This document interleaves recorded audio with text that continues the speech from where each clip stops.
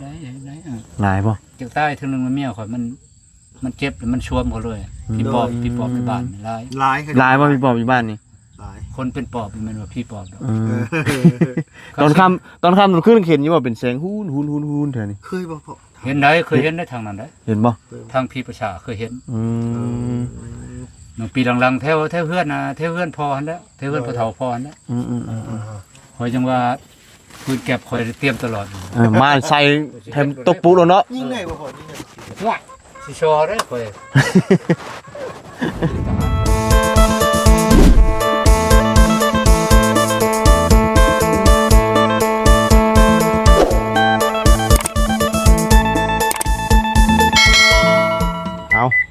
พี่น้องเอ้ยเนาะเป็นจังไดมื้อนี้ก็ฝนตกฝนดินพี่น้องเอ้ยเนาะเข้ามาเยี่ยมยามถามข่าวทั้งประตูปืนแก๊ปก่อนเนาะเป็นจังไดคือว่าได้มาอยู่กับลูกน้ำเมียคือเก่าแล้วเนาะเอากะถือว่าดีมุกดีใจนำเนาะทั้งประตูปืนแก๊ปนี่ครับพี่น้องเอ้ยเนาะเป็นจังไดพี่น้องเอ้ยบ่ได้มาพ้อแล้วแต่หึงเลยพี่น้องเอ้ยเนาะถามข่าวก่อนเอาก่อนอื่นก็กราบสบายดีและสวัสดีเพื่อนพี่น้องกันเบิดสุคนพี่น้องเนาะพอกันมื้อนี้กับฝนตกพี่น้องทางเข้ามาเนี่ยป้าโรบืนเกือบบ่รอดพี่น้องเอ้ยเปิดปาดขึ้นมาเนาะไปซะพี่น้องเห็นแล้วเกี่ยวเข่าพี่น้องเนาะเป็นยังไงเนาะเกี่ยวเอาบ่ได้ฮู้ดเอาบ่พี่น้องเนาะไปหาทางประตูปืนแก๊ปก่อนพี่น้องเนาะเยี่ยมยามถามข่าวก่อนเนาะจังได๋โอ้เพิ่นเกี่ยวเอาบ่นี่เนาะ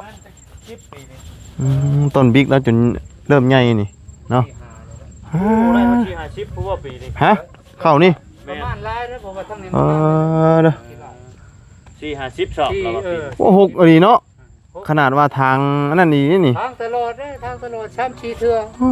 ยเนาะเด้อสบายดีตุ๊สบายดีเอ้ยเนาะบ่พ่อมาเมื่อนั้นบ่พ่อน้ำก่อนเอาคนน้ำบ่โอ้นั่นบ่หม่องไว้เข้านะนี่แหละเราใหญ่มาพี่นะพ่อโตอยู่ลุ่มมาคนขึ้นมานะพ่อคนมาหมดแล้วน้ำต้มกินนี่ได้นี่บ่ต้มน้ำพ้นต้มกินเนาะคือหอมแต่หอมยังก็หอมเข่าวะโอ้นี่เด็กเข่าแล้วเนาะอันนี้เชียร์ในไรสิตีอ่ะบ่หรือว่าเชียร์ในไรนี่นะก็บางเทื่อตีหันแล้วมันลายน่ะนี่เหยียบบ่ได้ดอกบ่ได้ปั่นบ่ใช่ปั่นมันบ่มีเงินปั่นบ่มีเอ้าก็เอาเข่าให้เพิ่นโอ้ยเขามันพอน้อยครับลำพังเข่าสิกินนี่มันปั่นให้มูดคงโดย10 ถอดนึงก็เบิดแล้วเนาะ10 ถอดนึงบ่10 ถอดนึงอยู่ว่านวัดเช้าเลย20 ถอดนึงแน่นี่10 ถอดนึงนี่มีแต่ของหมอแอตัวเดียวอันจับปั่นอยู่ว่านวัดเช้าถอดนึงคือว่าแล้วมันอันเข่ามันหน่อยเด้แล้วเข่าหน่อยแล้วจะเป็นตีเอานี่กองปลานี้ผลก็บ่ห้ำในเฮ็ดอันนี้เลยเอาสละเล็กละน้อยหากได้ชำนี้บ่ชำนี้แล้วก็เอาเมื่อแล้วประมาณ5 เป้า 6 เป้านี่แหละอันเจ้าเอาไว้นี่กระต๊อบนั่นตีเบิดบ่ตีแล้วตัวนั้นแล้ว5 เป้า 6 เป้าน่ะว่าได้แต่5 เป้า 6 เป้านึงบ่เท่านั้นได้มันเข้าบ่เต็มเทียงน้อยบ่โดยเต็มเทียงน้อยมันบ่งามตัวนั้นคันชำนี้แค่นั้นนี่ยังงามนิดนึงนั่นนี่ทางนี้มันงามทางนี้มันบ่งามนี่หมดแล้วทางนี้เราได้ไก่มาเลี้ยงเนาะไก่พ่อเฒ่าไปเย้ามาบ่เย้าได้พ่อเฒ่าได้ไผจะเกี่ยวอยู่รุมน่ะแม่เฒ่ากับน้องชายลูกเราอ้าวเมียเจ้าเด้อเมียข่อยมันเฮ็ดบ่ได้แล้วมัน5 เดือน 6 เดือนโอ้ท้องใหญ่แล้วเราอยู่นี่บ่เด้นี่บ่เมื่อแล้วมากินข้าวเอาบ่ได้นอนพี่บ่ซั่นเด้นี่บ่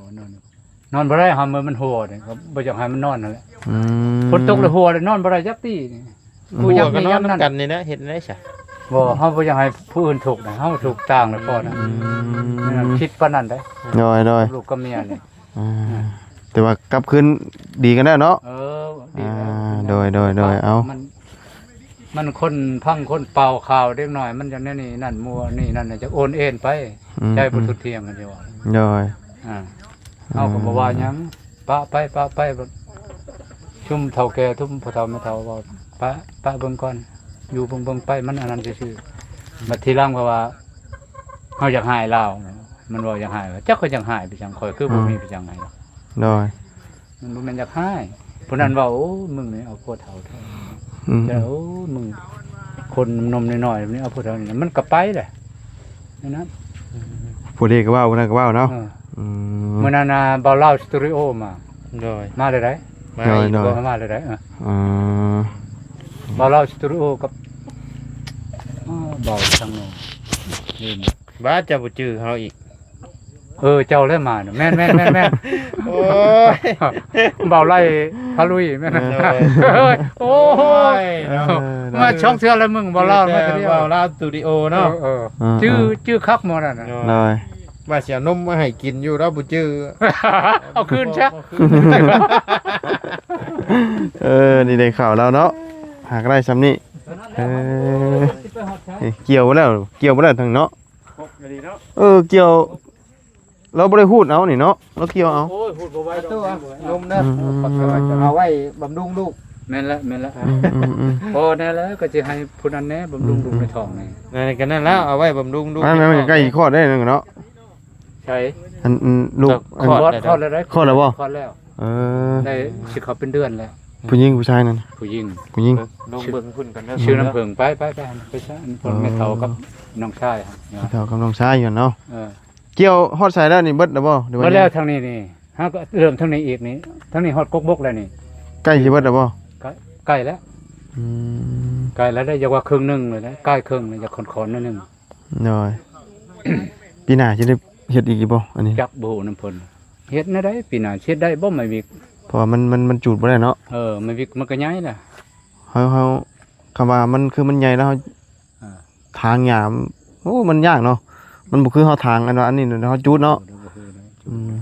เพราะว่ามันต้องเสียหญ้าหลาย เสียหญ้าโอ้ยให้ลกมันก็บ่เอาลีแล้วบ่แผ่มันได้หญ้าเด้ แม่นขนาดนี้ยังเกือบบ่ได้เนาะเฮ็ด อืม ป้าทางหญ้าเสียหญ้าเขาเรานี่ เบาลาวมามื้อนั้นโอ้ยมันมาผู้เดียวเพิ่นน่ะ อ่า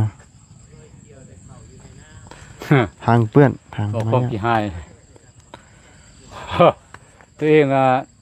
ไปสั่งมื้อนั้นบ่มียาสูบรถ อ่า ขอเงินเพิ่นให้30มื้อนั้น อ่า ขอบใจหำบ่ว่ากูบ่เคยขอชูแหละเด้อกูน่าดื้อกูอยากหิวยาแห้งว่าหิวยามาดดให้ เลย ขอ10,000เพิ่นให้30เนาะขอบใจพอแล้วบอกว่ายาพอแล้วก็แล้ว เลย อืม เลยจะเนาะ มันสูบยาหรือปะยาบ่ได้ก่อนเนาะ เลย ได้สูบยาเลยเฮ็ดเวียกคือว่ามีแห้งนะ เนาะบริสูบบุหรี่กันบ่ได้เห็นได้นอนผู้เดียวติชั่วโมงนี้เนาะ ผู้เดียวก็จังบ่ผู้เดียวแล้วก็เมียก็โทษเที่ยวมา เที่ยวไปเที่ยวมา แต่ว่ากินข้าวกินน้ำเมื่อพุ่นบ่หรือ กิน ว่า พุ่นเฮาก็กินอยู่พุ่นอยู่พี่บ่มีเขาแล้ว อ๋อมีแต่ไปกินบ่อนเดียวกันบ่เลย บ่เนาะ เป็นเฮ็ดอยู่เฮ็ดกินอยู่พุ่นน่ะบ่ เขาชุมลูกชุมเต่าช่วยเหลือมันหมดแล้วกินหาก็หมดได้หาประหยัดกินคนนั้นให้ทงบ่ได้ทงหมดแล้วก็ไปกินพุ่น เพื่อมันหลายคนเนาะ หลายคนเฮาบ่อยากเฮามุดมัดเฮานอนบ่ได้อยู่พุ่น อืม เนี่ยไปนอนโอ้แล้วมันหลายคนนอนกลางกลางด่างอยู่มีเขาชิบปลายคนในเฮือนนั่น ด้วยสิไปคนเนาะ มัดข่อยโอ้มุดเฮ้ยมาข้างแล้วไอ้หมอน้ำพรเจ้าบ่ได้ข้างบ่บ่ต้มบ่โอ้ใครอยู่เนาะพื้นเราจุก็สิลุกคักอยู่ เพราะฉะนั้นนี่นะพ่อนอนตัวนี้เนาะ โอ้ยังไงนี่เขานี่เขามันแห้งแล้วเพิ่นเก็บไว้ แห้งแล้ว เลี้ยงไว้ คิดว่าประมาณนี้จังมื้อสิแล้วนี่ ห่วยอาทิตย์แล้วมันบ่มีคนเกี่ยวเอ้ยนี่เกี่ยวถึงมีแต่ช่องชามเฮามื้อนี้เฮาเจ็บแห้ง โดยไปเด้อพ่อเด้อโดยเป็นหน่อยเชียวบ่มากมาให้นั่นตะพอตะต้มก่อนบ่ได้เห็นแต่เฮิงเลย สาธุแห้ ยัง งคือเก่าอยู่เนาะ แห้งจมอยากอยู่ FC คือบ่มาแล้วอันนี้ก็หมดแล้วบ่มีแนวกินนี่ส่วนหลายเกี่ยวข้าวเกี่ยวหยังคนเขาหากันแล้วกูหามื้อกินเขาเกี่ยวคนนี่กูใส่รอแล้วอยู่มาแต่พุ่นแล้ว โดย บกแถวบกแถวมันแล้ว อันนี้นี่บ่ได้มัดคือบ้านเฮาบ่ได้มัดเลยเก็บเป็นกำเลยคนใช้ล้ออยู่มาเลย บ่ได้มัดคือกันมัดเอาเฟืองมันแล้วมัดหั่น มัดเป็นกำบ่ได้มัดใหญ่ กำบ่ใหญ่แล้วเป็นกำเต็มกำไผมันเต็มน้อยก็เต็มกำน้อยเขาก็มัด บ่ได้มัดเป็นโคนคือบ้านเฮาเนาะ บ่ บ่มันยากโอ้มันเป็นโคนบ่ได้ดอกนี่คันมันหน้ามันยัง บัดนี้ตีเวลาตีได้ตีแบบใดนี่มัดน้อยแบบนี้ ที่ก็เฮาก็ใช้หลายมัด รวมกันได้บ่ รวมกัน รวบเลย รวบใส่ตี บ่ต้องมัดใหม่ บ่มัดไม้ได้ มัดไม่ดอกบ่ว่าไงเพิ่นเก็บเฮาไม่คน คัน ขี้ มัด วาง น้อยไม่ขีบเด้มันขีบ ไม่ขี้ไม่คนขี้เขาเอิ้น ไม่คนขี้ไม่คนตีนะอันเฮาจะได้ลายเฮาก็เอาลายมัดมาเป็น10มัดมันก็ใหญ่ ใหญ่ขึ้น เฮาก็ฮัดปึ๊บผู้ใหญ่เล็กน้อยเขาก็ช่อง3มัด ตีเนาะ ตีนำกัน ไปเอาตีนเหยียบบ่ไหว้มันน่ะ มันหลาย เจ็บตีนหั่นแหล้ว แต่ฮู้จะยังพูดบ่ได้นะว่าเขานี่นะเขา บ่ได้ผู้ก็จูดได้ก็มีแต่พัดแม่เฒ่าผู้เดียวแล้วเหยียบได้ผู้อื่นบ่ได้แล้ว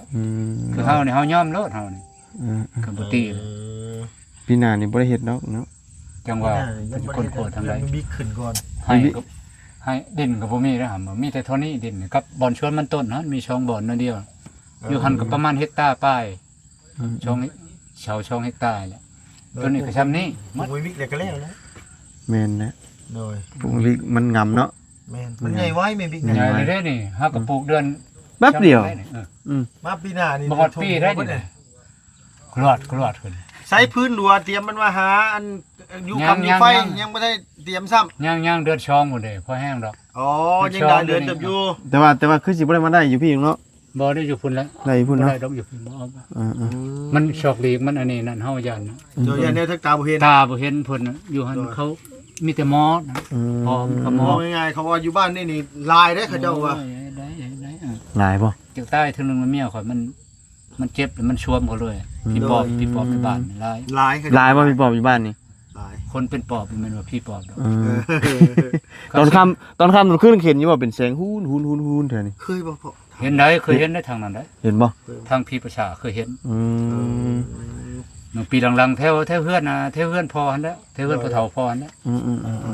ข่อยจังว่าปืนแก็บข่อยเตรียมตลอด มาใส่แถมตกปุ๊แล้วเนาะ ยิ่งได้บ่พอยิ่งได้ ว้ายสิชอเด้อข่อยเป็นทหารเก่าอยู่บุรีย่านนะข่อยสิบ่ตายไฟข่อยสิย่างเข้าไปหาแล้วนะกะว่าได้ประมาณ10ปลายเมตรข่อยสิเฮ็ดลูกโดดใส่โลดบ่อนคือว่าปืนเก็บยิงมันนับลูกบ่คู่เด้ ย่านได้มันย่านปืนแก็บปืนพื้นเมืองน่ะมันย่าน แม่น ปืนอากาศกลางมันบ่ย่านพี่ มันลูกเดียวเนาะ มันลบได้เนาะ จังมันเป็นอะไรปืนแก็บนี่มันย่านได้ เอาอีหลีแบบว่าคือปืนนี่ปืนว่าง่ายปืนเฮาเฮ็ดเองประชาชนผลิตเอง อันนั้นแหละปืนเฮ็ดปืนปืนพื้นเมืองนะคันเดียว พื้นเมือง ปืนหลวง โดยมียังเว้าเรื่อง เว้าเรื่องพี่ปอบ พี่โพง เรื่องพี่ปอบย่านปืน ย่านปืนแก็บปืนหลวงมันบ่ย่านอากาศแห้งกว่าปืนแก็บเท่าไหร่มันบ่ย่าน ว่าไงมันลบได้เด้มันลูกเดียว โดย บ่แล้วชูนี่จะมาตีกันอยู่นี่แม่มัดไว้มัน ค่อยๆตู้ค่อยๆตู้ค่อย ว่าต้มน้ำร้อนนี่คือสิบ่ได้ต้มยังได้ต้มไก่แล้วนี่นะ ก็บ่อ่านกินแล้วของเพิ่นเขาไปเท่าบ้าน ยังสบายแล้วขอบ พิษคอยังมีอ่านกิน อันนี้นี่แม่นยังได้ให้ไก่นอนอยู่นี่เด้อได้อันนี้ ผูกหันนอนอยู่หันเลยบ่ แม่น อันนี้เขาเดินมาชุมไก่ย่างไก่ คนก็อุกอยู่นี่ ทุกว่า ก็อุกได้คนเอาไก่มาอยู่นี่มันอะไรตัวจนคนบ่ฮับนะ โดยจะมันเหี่ยว มันบ่เป็นพี่ชังตัวให้มันไต่ขึ้นเฮานอนนะมันก็กัดเฮาเลยให้ไก่เป็ดมันก็ให้ร้ายเลยนี่แบบนี้ เพราะว่าต้อง เพราะยังสิ แยกออก หาชอมาขีดมายังอยู่ในแถวนี้ มุดขีดกับบ่อยู่เลย อยู่ชอนะอยู่บ่ชอขายุ่งขาปวก มีแต่ว่าเอาอันนี้พระอิตูไทยแล้วมานิดไว้ อ้าวมันนั่นบ่มันบ่ขึ้นบ่ บ่คืนตัวนั้นน่ะ กูบ่ฮู้เด้ ทักดูกับพระอิตูไทย กูฮู้หมดเม็ดมีแต่ชออันนั้นเด้มาถ่าย อ๋ออันขึ้นเฮือนนี่ได้ใส่ย่ำๆนี่ได้ใส่นี่นะ แหมกูเว้าเลยบ่ว่าบ่เชื่อ โอ้ยทำลายได้เนาะ โอ้ย ต้มน้ำร้อนดวกแล้วนะใช่ บ่ตายโลดกูแมลง ขึ้นแล้วเต็มพื้นแล้วจังเข้ามา เราเฮ็ดแล้วผู้ชวนไอ้ขี้เฒ่าเฮ็ดเลย อ้าวมื้อนี้จะ อ้า มา ทุ ฮะ ทั้งกันว่าทั้งเมียประตูนั่นมาเกี่ยวเข่าบ่ได้นะตู้เนาะ บ่ได้แล้วมันท้องใหญ่แล้ว ต้องหลายเดือนใน6-7 เดือนเลยเนาะ หาเดือนเลือดช่องเนี่ยเกิดเลือดช่องจะ ได้ไปไอ้เอ็กโกเบิ่งอยู่ว่าเป็นผู้หญิงหรือผู้ชาย อีกูช่องเถื่อแล้ว ผู้หญิงหรือผู้ชาย ยาบ้าเนี่ยช่างไว้ก่อน ยังไงยัง ผู้หญิงอีดมคือกับผู้ชายอยากช่าง กูช่างไว้ก่อนแล้วก่อนบ่ทันเกิดกูช่างไว้ก่อน มันหลายบ่มันอารวาสหลายบ่เอ้ยเนาะให้ไปเบิ่งแม่เฒ่าแล้วเกี่ยวข้าวก่อนเนาะ ยุดบ่บ่นี่น่ะ เบิ่งดูพี่น้องเอ้ยโอ้หกนี่เนาะเกี่ยวยากแท้นี่ ฮ่าของปลูกของพังกับหกเครือเนาะทางใดพี่น้องนี่ดิตากไปนี้เกี่ยวเข่าฝนตกจำเนาะใครอยู่ผลข้างไว้สูงได้คือมันบ่มีน้ำเกี่ยวยากได้นี่เนาะโอ้ยากนี่แน่นี่หกชับเผื่อชิเล้วเนาะโดยอีกโดนเติมได้นี่เนาะปกติหูดเอาบ่คือเกี่ยวเอา พูดบ่ได้แล้วเขานิดหน่อยนี่ เขาคำมิดน้อยนี่บ่หูดบ่มันบ่แม่นเขาให้นี่เนาะนี่เขาเหมือนนาโนนใช่ เป็นเขาอันดำน้ำเป็นไทนาเนาะแต่ว่าเอามาปลูกไอ้นี่ถึงเทิงเขาคนละพันกันมันเป็นเขารุ่นมิดใหญ่นั่นเนาะเขาไม่ง่ายไม่ไป โอ้เขานี่เป็นหูดบ่ได้เนาะก็เลยเกี่ยวเอาเนาะเกี่ยวแล้วก็ฟาดไปนี้เพราะยังอีกหลายเติมเนาะโอ้เหม็นหมดเลย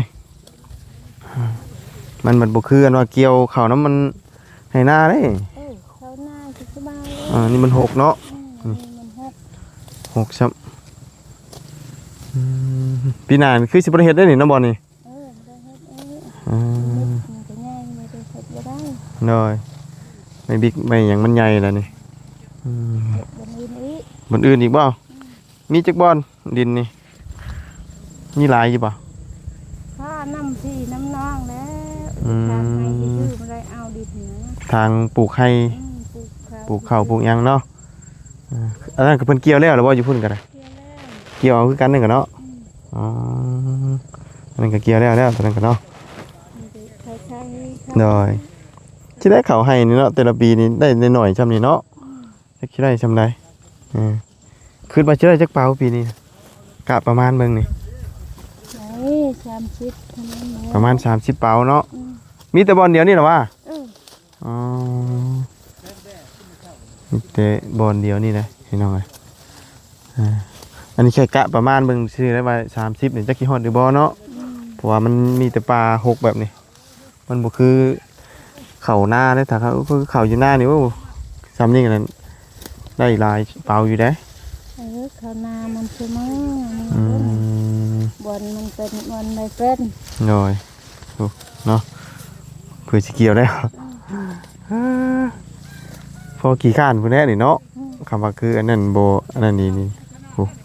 เกี่ยวเข้าตามแบบนี้วะเนาะหมุนเกี่ยวดีหน่อยมันหกดีได้พี่น้องเลยขนาดทางอันว่าเสียหญ้าเสียแล้วเสียอีกเนาะช่างเสื้อแต่ยังหกมันขึ้นไวพวกหญ้า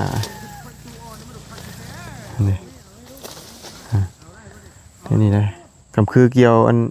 อยู่น้ำเดี๋ยวไวเลยเกี่ยวให้น้ำหน้านี่เลยนี่มันหกเนาะเกี่ยวกันจะคนแต่ละมือนี่ช่างคนเฮาไม่รู้นี่ชามพออ้อยแล้วแต่มื้อนี้เราบ่ได้เกี่ยวตินี่เขาพักพักคนเช่าหมดแล้วพักบ้านทั้งลูกสาวเจ้าก็เกี่ยวบ่ได้แล้วเนาะท้องใหญ่เลยเนาะมันเฮ็ดบ่ได้แล้วก้มบ่ได้เลยเด้ท้องใหญ่เลยมันใส่แต่เลี้ยงงัวอาลามเลี้ยงงัวทั้งลูกไผ่เจ้าก็คลอดได้เนาะลูกไผ่เฮาก็ได้แล้วได้แล้วก็เฮ็ดบ่ได้คือกันบ่นั่นก็ได้เฮ็ดบ่ได้แล้วเฮาจับบ่ได้แล้วคนน้อยๆนี่เอาเฮาบ่มาเฮ็ดเวียกดีกว่าเนาะเฮ็ดเวียกทุกยามันได้เอาเล็กน้อยนี่เฮ็ดเวียกดีกว่าเนาะเมื่อยคือหยังนี่เด็กน้อยผู้อันนั้นขี้ดื้อแน่โอ้ยทั้งนั้นนั่นแล้วบ่ได้เนาะทั้งนั้นอันเริ่มเกี่ยวนี่ได้จักมื้อแล้วนี่นะโอ้ยได้แล้วทิศปลายเลยได้ทิศปลายแล้วเนาะโอ้ยังบ่แล้วอยู่ทั้งลุมพุ่นย่างบ่เลยบ่นั่นน่ะย่างหมดเลย ยังหมดเลย ข้าเฮาเกี่ยวนี่ลงไปพุ่นย่างหมด อืม ได้15-16มื้อพุ่นจักแล้วจักบ่เด้อ โดย15ชกมือจังแล้วดีบ่ เนาะเนี่ยยังหลายช่ำผู้เกี่ยวตามป่านะเพราะไง เกี่ยวเขาอยู่ป่าอยู่ดงเนาะตอนว่าตอนเพิ่นปลูกน่ะตอนมันขึ้นใหม่ๆนั่นเสียหญ้าได้ยังเคยไข่อยู่เนาะพอบัดมันขึ้นอีกบาดนี่ป้าดูผมใหม่มันออกมากอเขามันบ่เห็นซ้ำบาดที่นี่น้องเอ้ยเนาะนี่ต้องไปตีเอาอีกเนาะข้างไว้เทิงเชียงไข่อยู่ฝนมันตกอะมันบ่เปียกคือเขาอยู่หน้าโอ้ยเกี่ยวอยู่น้ำเลยอยู่หน้านั่นน้ำมันบ่แห้งเด้ฝนตก บ่มันตกอีเด้อ น้อยตกแล้วนี่มืดมาเลยนี่ครึ้มมาเลยทางก็เปื้อนเนาะ มันเช้าฝนตก น้อยของปลูกของพังกระปลูกน้ำใส่น้ำกันเลยก็มากระตอกกระแตบเนาะนะฮะสิได้ประมาณ30แล้ววะเนาะแค่ประมาณนั้นเด้อนี่จะกี่ฮอดดีบ่เนาะ จักฮอดจักบ่ ว่าเผื่อไว้ก่อนเนาะกินบัดหลายคนที่ทั้งเบิดรวมเบิดจะคนก็ 8 คน 8รวมทั้งลูกเขยลูกหยังนี่หรอวะเคยลูกไข่ล้าน 8เนาะ8คนพี่น้องเอ้ยนี่หมุนเกี่ยวนี่แล้วนี่มันได้ซ่าคำคืออันน่ะเขาอันนั้นนี่เพิ่นสิฮูดเอานี่ฮูดแบบจวดมาเลยเนาะแต่เขานี่เราวันฮูดบ่ได้มันเป็นเขาพันธุ์ที่ว่าอยู่ในทุ่งนาตัวนี้นะแต่เอาเพิ่นเอาขึ้นมาปลูกเป็นเขาให้ดูแดดซองยังหลายซ้ำเนาะทางนี้แล้วทางนี้เนาะเลยเนี่ยเกี่ยวข้าวเกี่ยวน้ำ กะ